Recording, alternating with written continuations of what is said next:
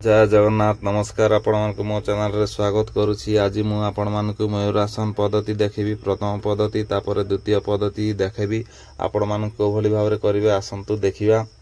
एई आसन करिबा द्वारा की फल मिलुछि मु आपण मानक कहबी।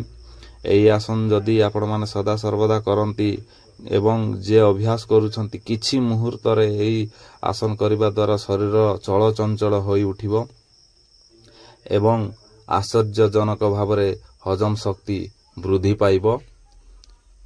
एई आसन आपण माने सदा सर्वदा करंतु।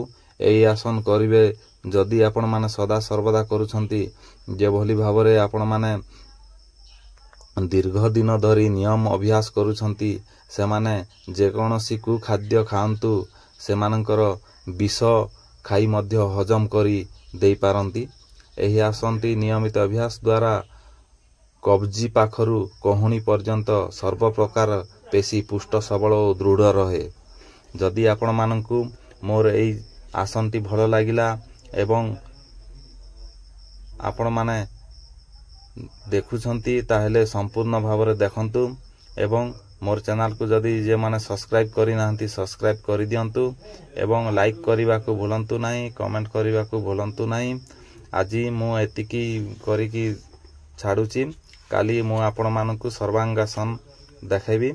आजी पई एतिकी रहुची। नमस्कार।